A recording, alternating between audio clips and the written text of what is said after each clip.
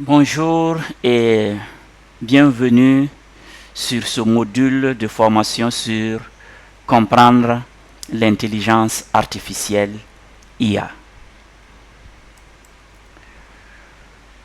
Voici le plan que nous allons suivre au cours de cette formation, de ce module. Il s'agit de savoir ce qu'est l'intelligence artificielle. Ensuite, nous allons passer un peu de temps sur l'historique, comment est-ce que les choses sont nées et ont évolué. Et troisièmement, nous allons parler des modèles économiques de l'intelligence artificielle. Et quatrièmement, nous allons voir les opportunités qu'offre l'intelligence artificielle, mais aussi les menaces. Et enfin, quelques recommandations. Qu'est-ce que l'intelligence artificielle? J'aime souvent commencer par cette illustration où tu imagines que tu sois dans la plus grande bibliothèque du monde avec des millions de livres qui couvrent presque tous les domaines, la science, l'histoire, la cuisine, la poésie, les maths, la médecine, les jeux, la musique, etc. Et tu cherches des informations pour un exposé pour, par exemple, les grandes figures de la lutte de l'indépendance en Afrique. Tu disposes, par exemple, de 2 jours. Donc, et voici le problème. Il y a des dizaines, voire même des centaines de livres qui parlent de ce sujet. Et chacun contient vraiment beaucoup de pages, beaucoup de contenu. Comment est-ce que tu peux trouver ta solution en une journée ou 2 pour pouvoir répondre aux besoins dans cet univers où tu disposes de millions d'informations? Il s'avère que dans cette bibliothèque, il y a quelqu'un que j'ai nommé le vieux Albert, qui a une mémoire gigantesque. Il a lu tous les livres de la grande bibliothèque. Il se rappelle de tous les contenus. Il sait quoi se trouve où. Donc nous pouvons dire que notre solution, ça va être d'interroger le vieux Albert qui déjà dispose de toutes les informations. Mais voici la particularité du vieux Albert. Le vieux Albert n'est pas un être humain. Le vieux Albert n'a pas de parents, il n'a pas d'amis. Le vieux Albert ne ressent rien. Il n'a pas de sentiments. Il ne sait pas pleurer. Il ne sait pas aimer. Il ne sait pas rire. Tout ce qu'il sait, c'est le contenu de sa bibliothèque, tout ce qui est écrit et tout ce qu'il a. Donc, voici ici une illustration de ce qu'est l'intelligence artificielle. Le vieux Albert, en d'autres termes, est une intelligence artificielle.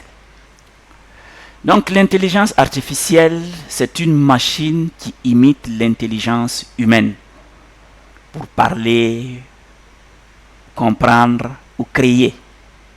En d'autres termes,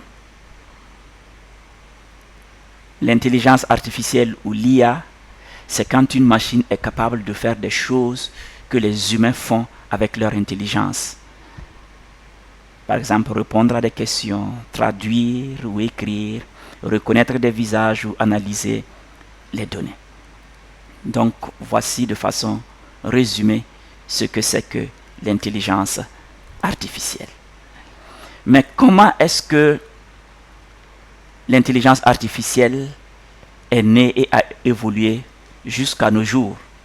Nous allons alors nous attarder sur un peu d'histoire. On reconnaît la date de 1950 avec Alan Turing comme le début de l'intelligence artificielle. C'était un mathématicien britannique qui déjà se posait la question à savoir si les machines peuvent penser. Et c'est là qu'il a proposé le fameux test de Turing qui est toujours d'actualité d'aujourd'hui, même si les formats ont un peu évolué. En 1956, c'est là que, officiellement, à la conférence de Dartmouth aux États-Unis, le terme intelligence artificielle est utilisé officiellement pour la première fois. Et de 56 à 70, ce sont les années que nous allons dire d'enthousiasme. Et l'université de MIT fonde le laboratoire d'IA, et avec beaucoup d'applications. Déjà, on parlait de traduction automatique. C'était d'abord rudimentaire, mais déjà les bases étaient jetées. Mais à partir des années 70, il y a eu le premier hiver, parce que les financements se sont raréfiés, parce que les résultats qu'avait donné la période d'enthousiasme n'a pas satisfait les décideurs politiques qui ont réduit les financements. Mais en 1980, il y a eu une renaissance avec l'apparition d'applications de systèmes experts, des logiciels qui imitent le raisonnement d'un spécialiste humain dans plusieurs domaines comme la médecine, le diagnostic, etc. Mais après cela, nous aurons un deuxième hiver, et ça sera les années 80 à 90, où avec ces systèmes experts qui avaient été mis en place, avec tout ce qu'il y a comme coût de maintenance, il y a eu encore la réduction du financement parce que les résultats n'ont pas encore satisfait. Il va falloir attendre les années 80 à 2000 pour voir une résurgence avec l'ère du machine learning. Et en ce moment, plutôt que de coder des règles, on entraîne des modèles. Et on se rappelle que Deep Blue d'IBM a battu le champion du monde d'échecs, Garry Kasparov, en son temps. Et cela a créé un peu un boom et de l'intérêt pour l'avenir de l'intelligence artificielle. Et en 2014, il y a eu l'explosion du deep learning et l'intelligence artificielle a commencé à rentrer dans la vie quotidienne avec les reconnaissances vocales, avec les traductions automatiques, avec les véhicules autonomes, les recommandations en ligne, etc., etc. Et en 2020, va débuter l'ère des modèles de langage géants, les Large Language Models, LLM, avec le modèle de GPT-3 d'OpenAI, qui est le premier modèle à générer des textes longs et cohérents. Mais le grand public, lui, va connaître l'intelligence artificielle à travers ChatGPT en 2022, où ChatGPT va populariser l'intelligence générative auprès du grand public. L'IA est maintenant capable de générer du texte, des images, des vidéos. Et il y a eu la concurrence et l'évolution, la création de plusieurs applications, notamment à partir de 2023. Jusqu'à nos jours, nous avons des centaines, voire des milliers d'intelligences artificielles. On peut citer, entre autres, Claude d'Anthropic ou Gemini de Google. Donc, voici comment, depuis les années 50, l'intelligence artificielle a évolué un peu en dents de scie, mais à partir des années 2000, il faut dire que ça a été une renaissance qui a évolué jusqu'à l'explosion en 2022 avec ChatGPT pour le grand public.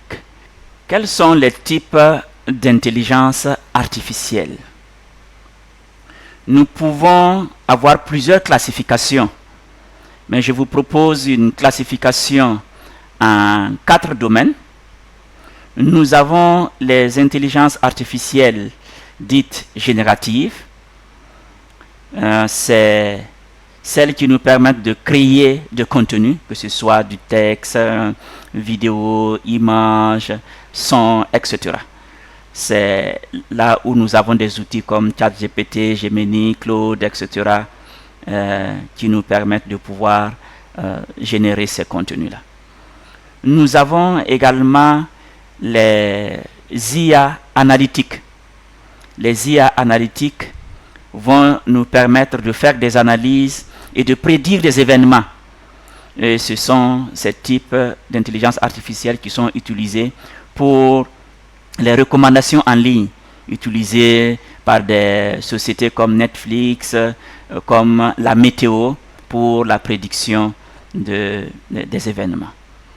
Troisièmement, nous avons les IA perceptives. Les IA perceptives sont les outils d'intelligence artificielle qui peuvent voir, entendre, comprendre.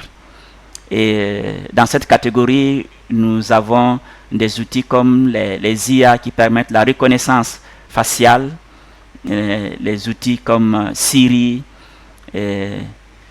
qui peuvent être classés dans ce domaine des IA perceptives plutôt. Et enfin, nous avons les intelligences artificielles réactives. Et ce sont des intelligences artificielles qui réagissent en fonction des événements. Et ce sont ces IA qui sont implémentées dans la robotique. Et nous avons un cas pratique, particulièrement les voitures autonomes, qui, en fonction des événements, peuvent réagir.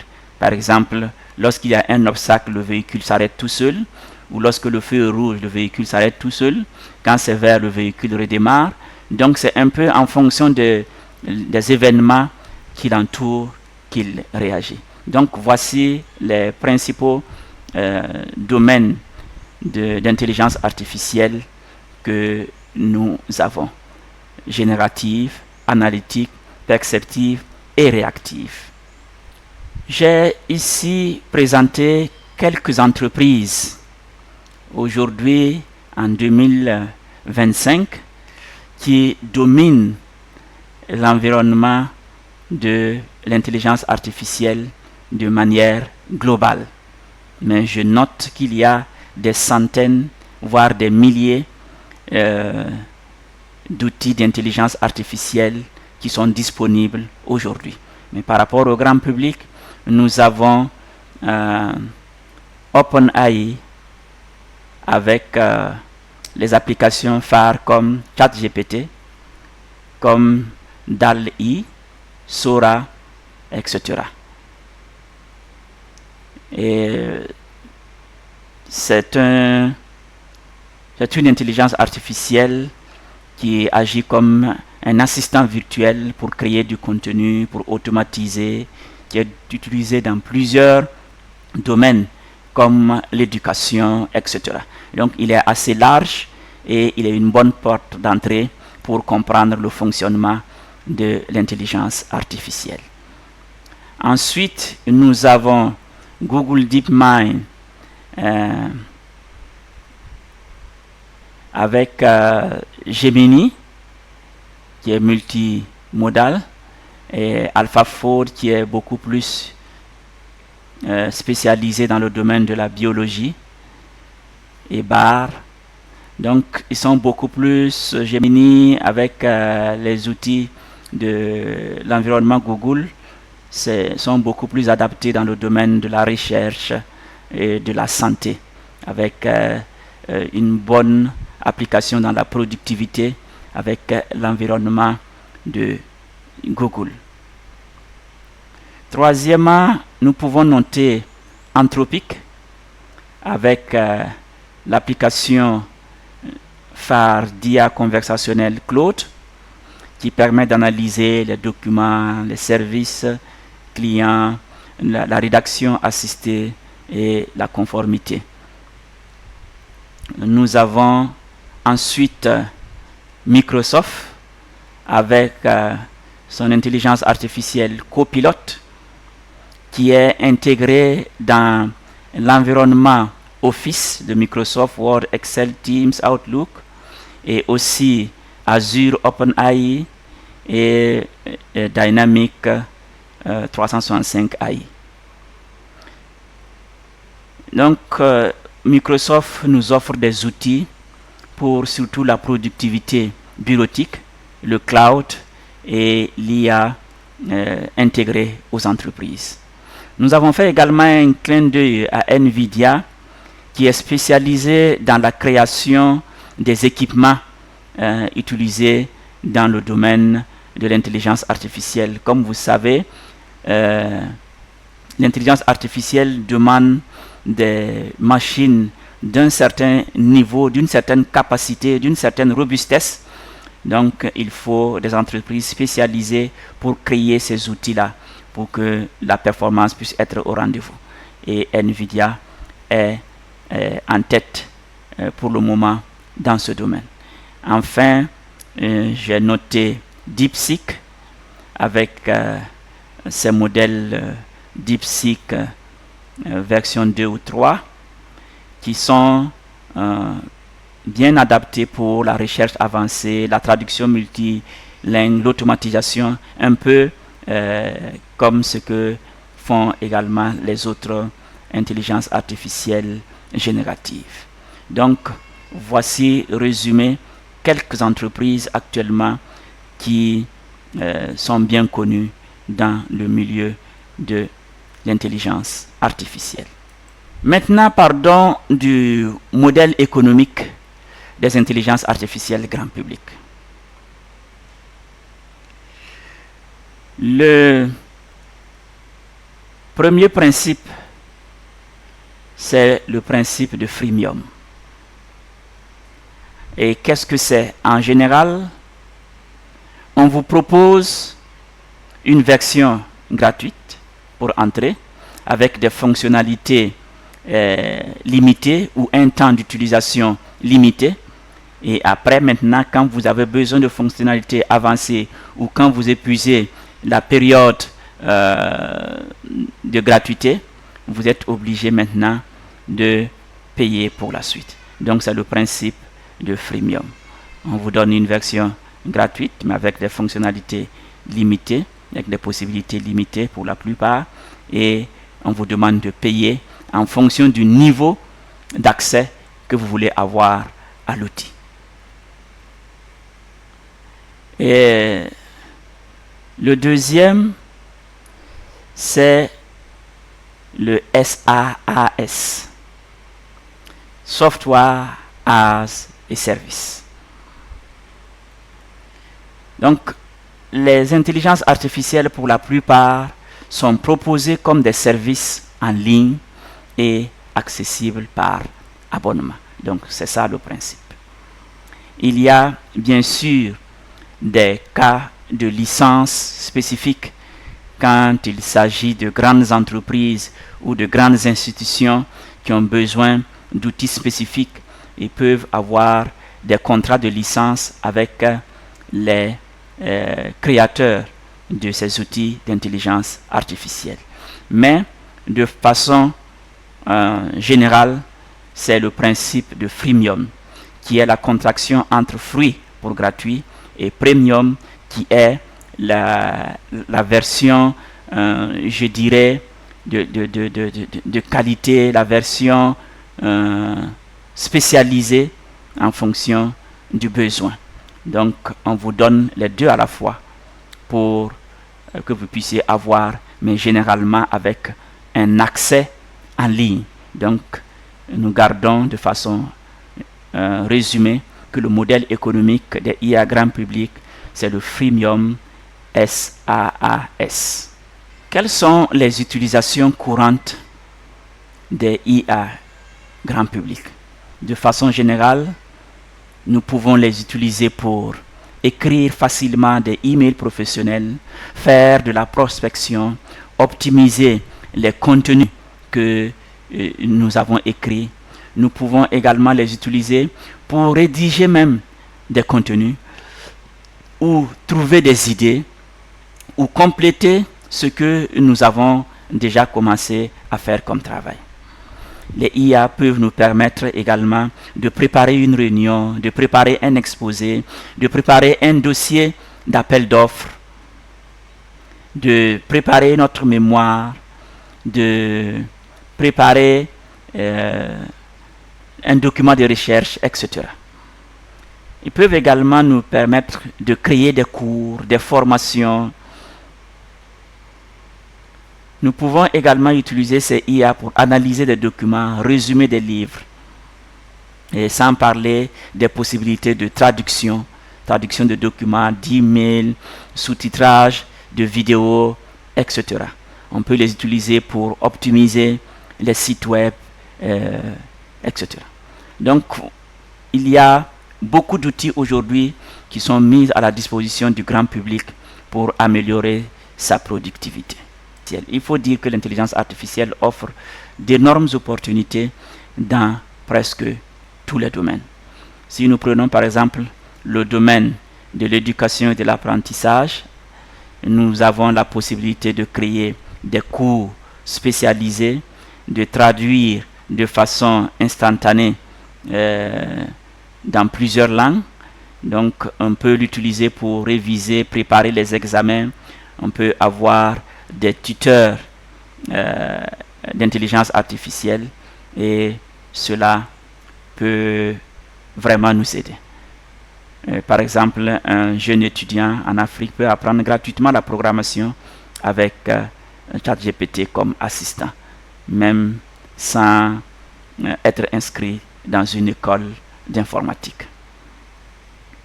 Dans le domaine de l'entrepreneuriat, il y a la possibilité de créer des entreprises digitales avec peu de moyens. Aujourd'hui, on a beaucoup d'outils qui nous permettent de pouvoir créer et de contenu. Par exemple, avec Canva AI, nous avons la possibilité de faire des visuels, Romway ou Sora pour les vidéos.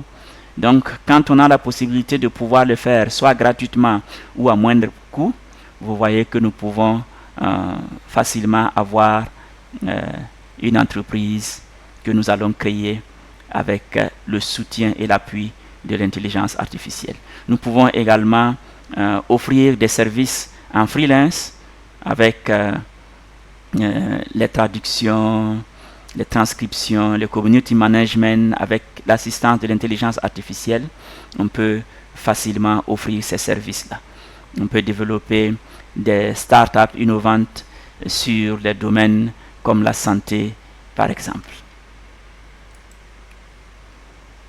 Dans le domaine de la créativité, on peut avoir la musique assistée par intelligence artificielle. Et on a déjà parlé de design, de l'animation, des vidéos professionnelles. Nous pouvons le faire.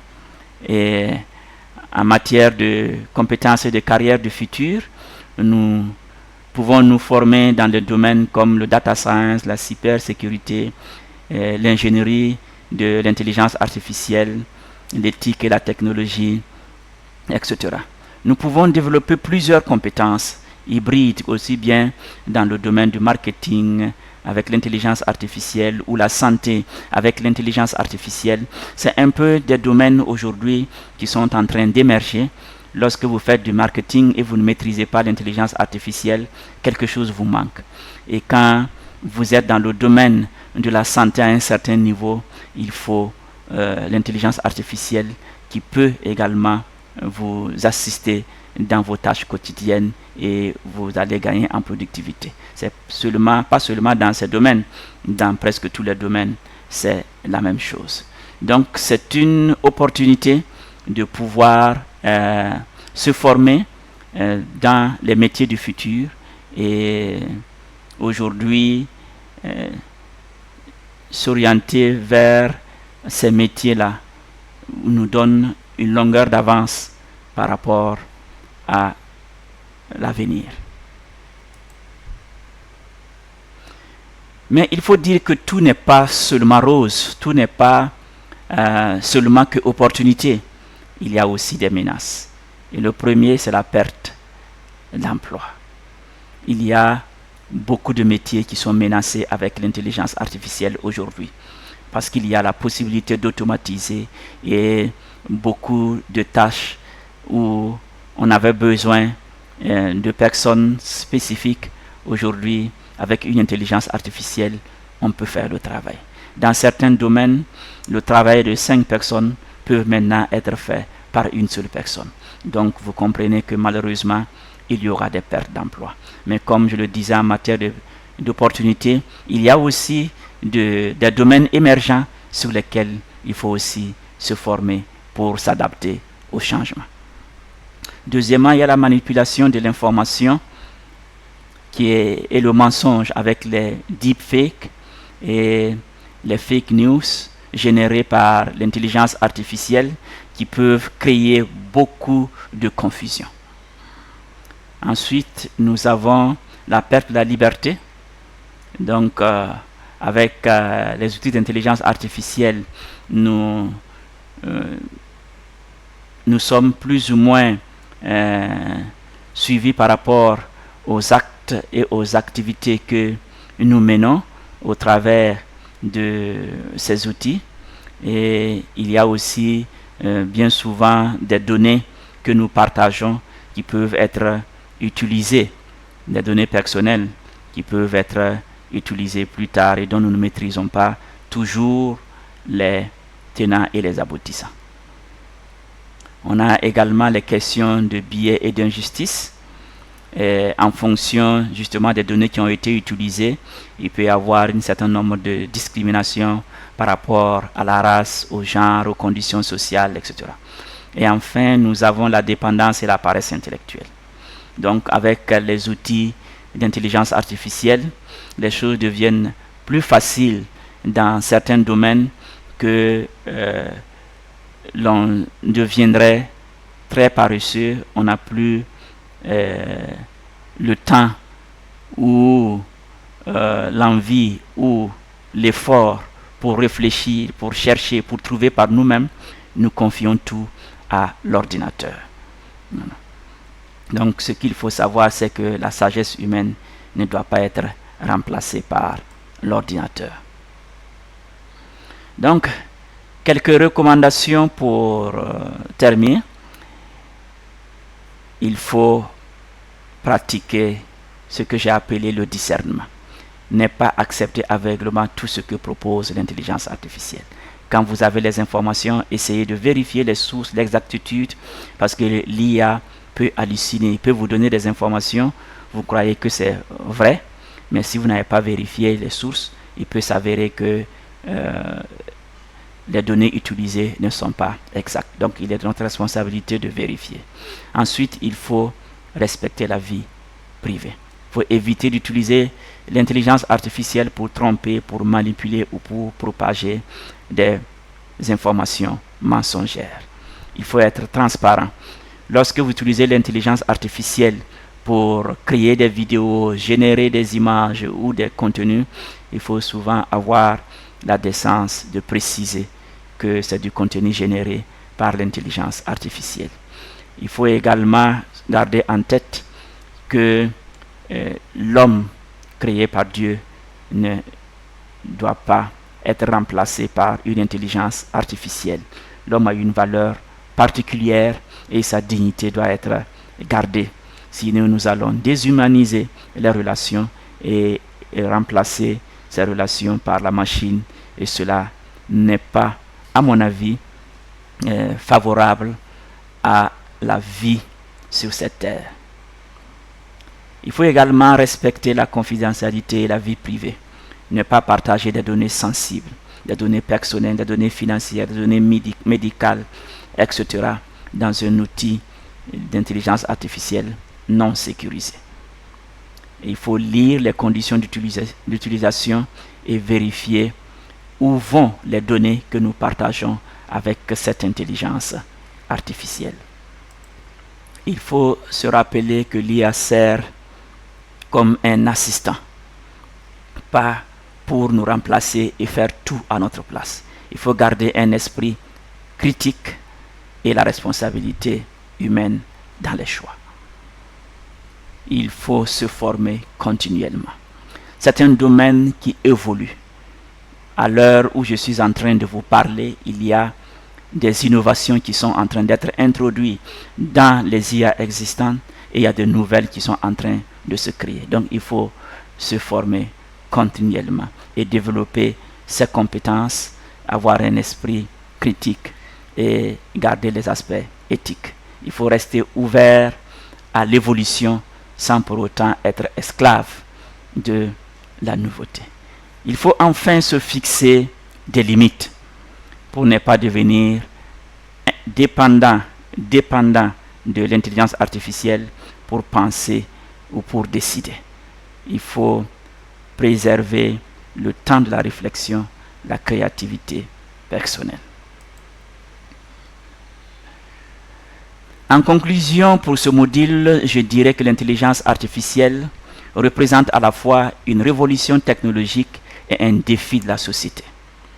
Elle ouvre des opportunités immenses pour améliorer la vie quotidienne, stimuler l'innovation et transformer nos modes de travail, mais elle soulève également des enjeux éthiques, économiques et humains qui exigent vigilance et discernement. L'essentiel n'est pas de craindre l'intelligence artificielle, mais de l'utiliser avec responsabilité, esprit critique et sens des valeurs afin qu'elle reste un outil au service de l'humanité. Nous voici à la fin de ce module. J'espère que vous avez appris grand chose et nous allons nous retrouver au prochain module. À bientôt.